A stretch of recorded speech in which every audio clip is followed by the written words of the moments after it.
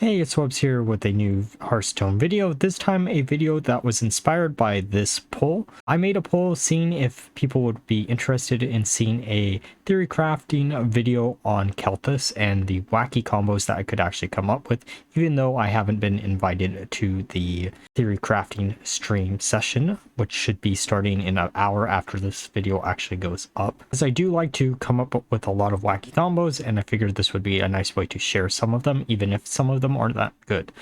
So the main card that we are going to be using is Kael'thas, as said before, who is a legendary minion in the Murder at Castle Nathria set that makes every third minion you play each turn cost 0. So there's a lot of weird, wacky things you can actually do with this. The first class that I came up with something for was Demon Hunter. For Demon Hunter, I came up with a questline deck that uses Kael'thas to either cheat out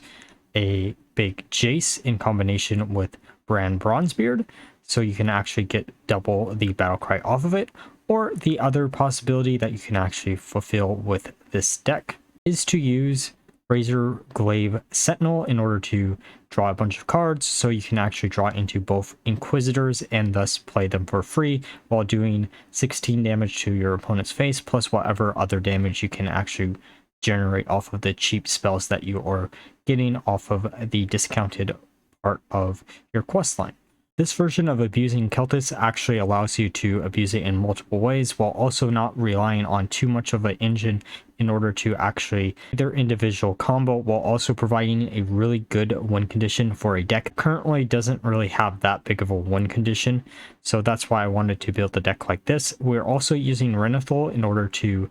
make it a 40 card deck, so we can actually have a higher output when it comes to a deck like this and the amount of damage you can output. Also using the new card Magnifying Glaive in order to refill our hand, though this card might be something that you want to cut out of the deck. I put it in here just because I didn't know if I would be filling up my hand too quickly or getting rid of the cards within my hand too quickly, and thus I wanted to try something like this out. I don't have a way to actually test this, but that would be the one card I would cut, and if I was going to cut it, it would probably be for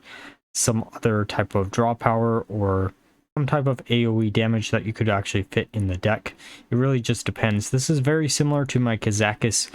Demon Hunter deck from when Kael'thas actually first came out, where you're trying to draw it through your entire deck on like turn 4 or 5 in order to do this big wombo combo that your opponent might not be able to deal with. Smothering Starfish is also maybe a good card to include over the Magnifying Glass. I just don't know. Now for the next class that I came up with a Kael'thas deck for, which is Druid. Druid, we're basically doing a ramp Druid style of deck where we are going to be using Bran Bronzebeard in order to duplicate the battlecry of things like Alexstrasza, or for a even more wacky combo, we could even do something like this, where we're using a high cost spell such as Scale of Onyxia to discount Green Thumb Gardener or Naga Giant in order to play a Bran Bronzebeard next, and then infuse a Sire Denathrius to absurd levels using the tokens generated off of Scale of Onyxia, or our Flipper Friends that we are also running in this deck, which in theory should allow you to clear out your opponent's board while also infusing Sire Denathrius to absurd levels. I think this deck will probably be a lot more consistent than the previous deck if you are going to try something like this. It isn't too big of a difference between a stereotypical ramp Druid deck currently and a new one in Castle Nathria, which is the reason why I say this. And outside of doing this combo, you still have backup plans to actually win the game through things like Earthen Scales, Miracle Growth, and some of the other big boss minions within the deck. And Druid is probably going to be the easiest way to actually abuse Kael'thas, as it does have a way to get up to 20 mana, and you can actually just use some large spells to also increase the infuse on a Sire Denathrius if you really feel like it. The next class that we are going to talk about is Mage, where I am using it in a Skeleton Mage package. So these are a bunch of new cards within the order to castle an Nathria set, and it's probably the deck out of all of these that uses the most new ones. But the combo is really simple for a deck like this. You are using Kael'thas in combination with Brand Bronzebeard to discount a Kael'thas, so you can actually do a bunch of face damage to your opponent, or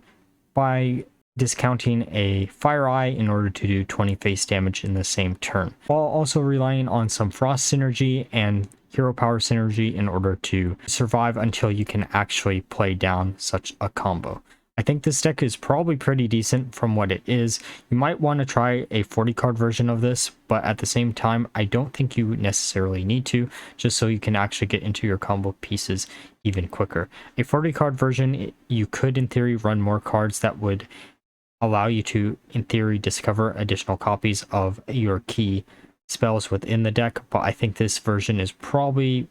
as good, if not better overall. You can also still pull off the combo within this deck without actually drawing into Kael'thas. If you draw into the Mailbox Dancers and use it to generate 1 coin in order to use Bran and Kael'thas or Fire Eye in the exact same turn. It's just a real flexible deck in my opinion, and is honestly probably going to be one of the decks that I try out first when it comes to the release of this new set. Right, now for the next class, which is Rogue. For Rogue, I came up with a 40 card Pirate Rogue deck where we are using Kael'thas in combination with some cheap pirates in order to discount Mr. Smite or Admiral Hooktus to 0, and then using some more cheap pirates in order to discount the other one to 0, so you can actually get an entire board of really big pirates really easily and do a bunch of damage to your opponent's face while also stealing either their deck or stealing cards from their hands so they don't have as many resources to answer your huge board. This deck is also using a Thief Rogue package within it, just so you can have some survivability tools off of Jackpot and some other ways to generate big spells from other classes that might give you access to some AoEs. When it comes to damage output, I think this deck honestly probably has the highest damage output consistently compared to some of the other classes that I have shown so far, because this one allows you to actually just do the combo and OTK them instead of waiting for an additional turn or relying on some new cards that I don't know how well are going to shape up in the meta, such as the Mage version of the deck, while also actually having some backup plans in order to survive until you can pull off the huge combo, or in order to have some type of alternative win strategy. Now for the most wacky deck out of the entire bunch, Shaman. Shaman, we are doing a control Battlecry Shaman deck where we're using Bolner in combination with Alexstrasza in order to duplicate Alexstrasza's Battlecry as much as humanly possible, and using Clownfish in order to discount all the really cheap Murlocs we actually run in the deck. I actually went back and forth between including Tiny Fin over the Clownfish engine, but I ended up going with the Clownfish engine because in theory this should allow you to duplicate the Battlecries even more, as both the Clownfish and the Amalgams of the depth actually have Battlecries themselves, thus triggering Bolner, thus allowing you to actually go full combo. I'm also using a new card, Sketchy Stranger, in the deck just because it allows us to access some secrets that Shaman doesn't normally have access to, which might be a really cool idea, might be a really bad idea, it really just depends. And we also have Mailbox Dancer just so we can actually have